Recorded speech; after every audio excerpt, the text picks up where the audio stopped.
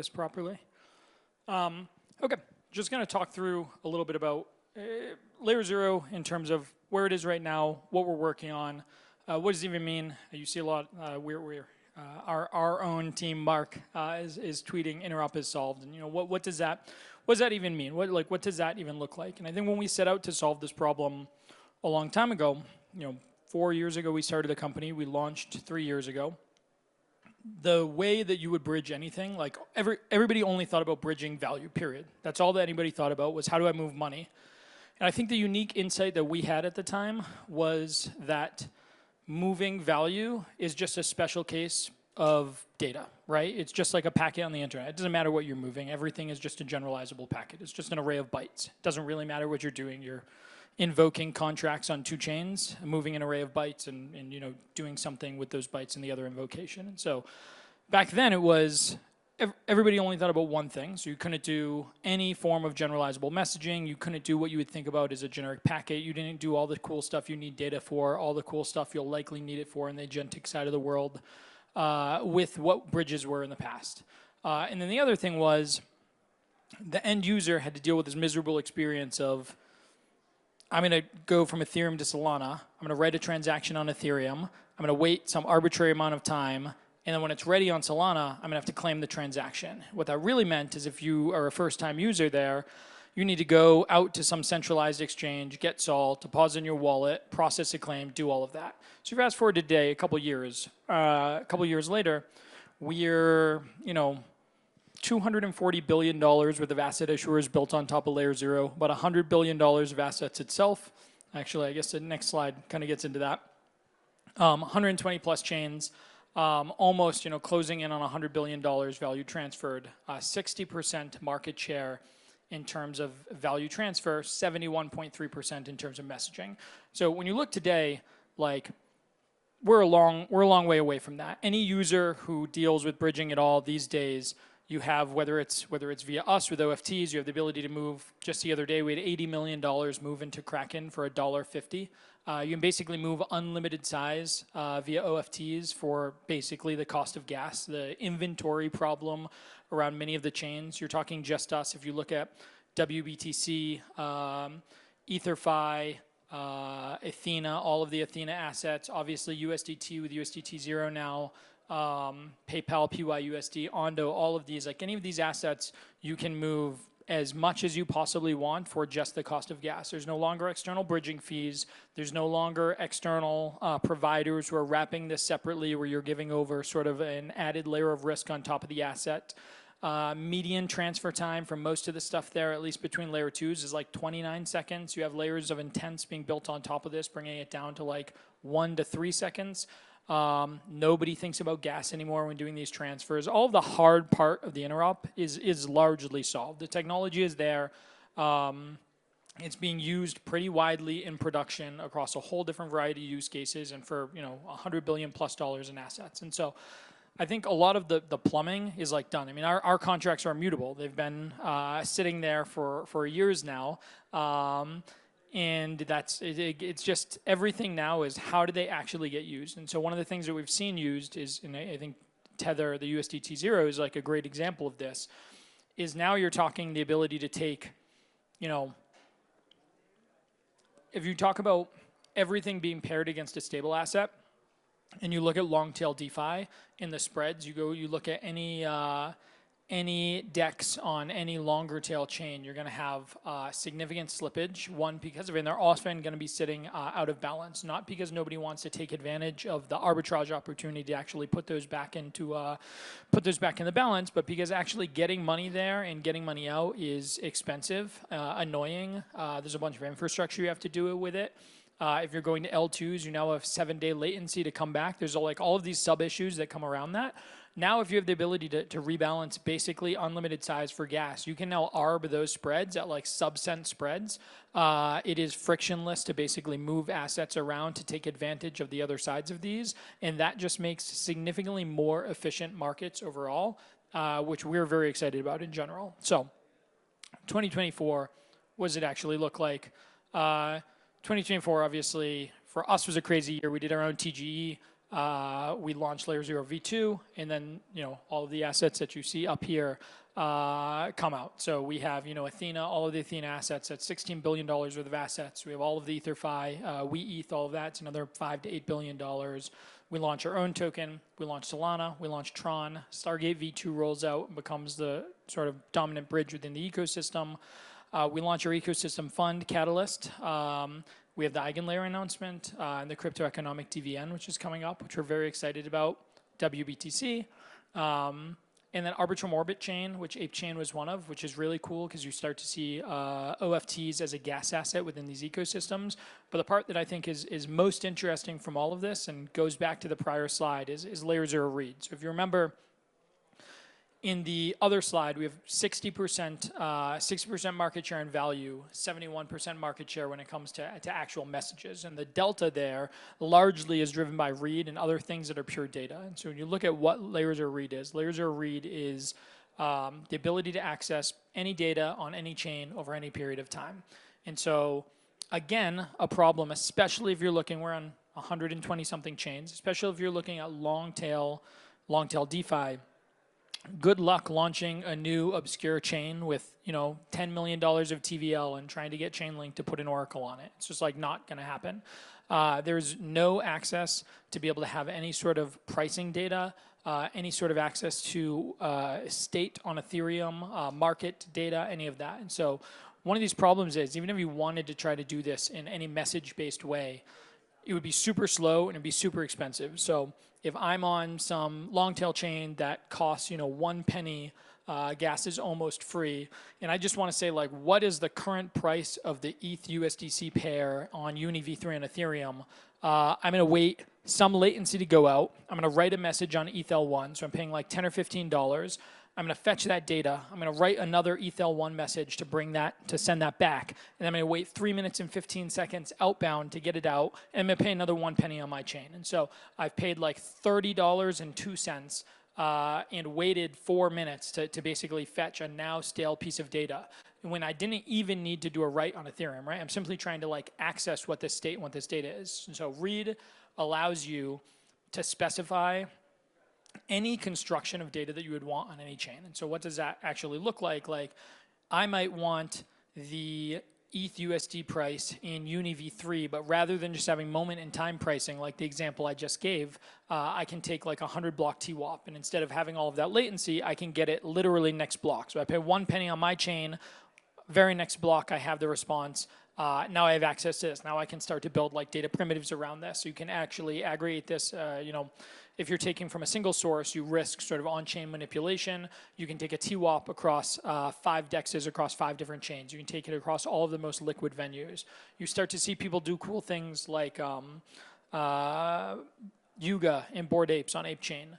They have a very large ecosystem of assets and interfaces for the apes on Ethereum. They don't want to necessarily lose that to move all of the apes to ApeChain, but what they want to know is who actually owns those. And so the same thing, you can have sort of like shadow assets or authentication.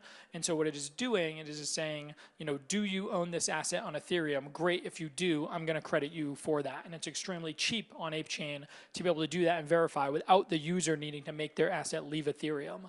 And now when you talk about like what does auth look like, when from WorldChain, from any of these others, you now have the ability to auth anywhere very easily by accessing a state proof, soulbound token, whatever it is on a single chain, and being able to validate that. So interop, large part is done. What's next? What's actually interesting?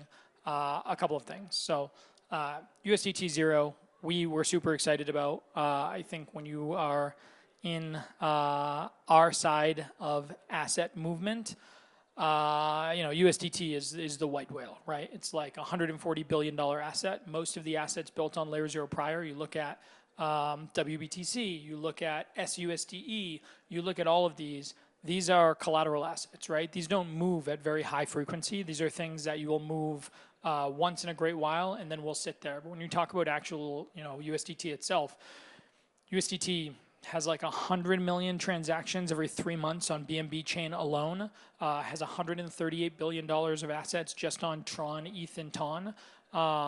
And so in launching, and helping the USDT Zero team get this out, and then we launched the native bridge between Tron, and Ethereum, basically just accelerates this adoption. Again, it makes USDT itself a much more net useful asset. You can now move it into any ecosystem very quickly. You can now, again, move effectively unlimited sizes. Even through the native bridge, we've already had $5-10 million transfers in a single clip. We've seen, again, the $80 million transfer into Kraken. I think it was a $100 million transfer into Berachain, but lots of, $1 to $10 million transfers at extremely, extremely cheap. So one was getting that out. On the technical side, something we've been extremely interested in is QMDB. So this was one of the things that we have to do in our position. When we go to a new chain, it's extremely difficult. Not a new chain, a new VM, right? EVMs are easy. We spent about $5 million a year on audits. I think we're still probably the largest net spend on audits per year in terms of smart contract auditors. So we spend through, years, $15 million bug bounty that's been long-standing, all of that, and there's immutable smart contracts that live on Ethereum. Those are battle-tested, tens of billions of dollars on them, tens of billions of dollars flowed through them. Going to any new EVM is basically trivial. You fork those contracts and it's not an issue. You go to a new VM, we go to Solana. Our Solana code compiles to 50,000 lines of Rust, and I think is the largest, one of the largest programs on all of Solana. We went to Ton. We literally had to build a new programming language on top of Ton. So we built Fun C++ on top of Fun C on Ton to be able to make the development possible. Same thing on Move VMs. On a bunch of these VMs, we found crits. We've worked with the teams to patch them. We have to understand at a very, very deep level how the VMs themselves work. Because we're shipping this immutably, right? It really is like measure twice, cut once, and we just have to be have an extremely high degree of confidence before we launch that out in the world. In doing that, we have spent a lot of time seeing what actually breaks in systems, what breaks as systems scale, what breaks as our volume sort of scales to a system. Even now, if you look at Aptos's recent Chardin's example, it's about 33K TPS per node, horizontally scaled to about 1 million TPS overall. And you look at what is a bottleneck in that example, the bottleneck is storage. And so our chief architect went on paternity leave and did the thing that I guess you do when you have a new kid and created a new database. So he started, toying around with this. But before there was this sort of belief within the industry that you must use a searchable data structure, so a trie. And the problem with tries is that they lead to significant write amplification. So this is like a long-standing problem. And so what we realized is that you can actually take a log-based DB and modify it to support mutability, exclusion proofs, and historical proofs. It ends up being extremely highly conducive to in-memory Merkleization. And so what does that actually look like? 3 million updates per second, which is a lot, so extremely fast. If you're benchmarking against even an unverifiable database that doesn't do Merkleization in the DB, which is RocksDB, that's the leading DB right now, it's 6x state of the art. If you're actually comparing apples to apples verifiable DB, it's 50x state of the art over NOMT. 92% of theoretical optimal for disk I/O on current EVM workflows. So hugely, hugely impactful on the storage front. 2.28 million updates per second, over 1 million transfers per second, benchmarked with workloads up to 15 billion pieces of state, which is 10x Ethereum's 2024 state, and proven capacity to scale up to 280 billion entries, which is a lot. Single read per state access, so order 1 IO, and in-memory Merkleization footprint as small as 2.3 bytes per entry. Also, a really important point is scales efficiently across consumer-grade hardware to enterprise-grade hardware. So it doesn't matter whether it's many distributed small machines or single large machines, you're going to get similar performance at relatively linear scale across all of them. Been 100% open source, so Apache, MIT, and we got a lot of amazing feedback. We really, in the time of doing it, we sort of have a policy internally that if somebody, even if it's not at all related to LayerZero and interop and messaging, if somebody has unique insight that's generally beneficial to the industry and they can convince us that it is both meaningfully better than what exists and there's a clear path to actually developing it, then they can do it. So we had no idea sort of what to expect when we were putting out QMDB, just that we knew it was a huge improvement. We were excited to sort of share it with the world. Got a ton of amazing feedback. So Uma has a really big discussion, a great thread on the ability to go from right now when you have to prove every single block and Merkleize every block slow, proving becomes very slow because you're basically doing it at the end of a block. With QMDB, you have the ability to basically stream it on a per transaction basis to effectively do real-time proving rather than a latency, which is like a very significant improvement.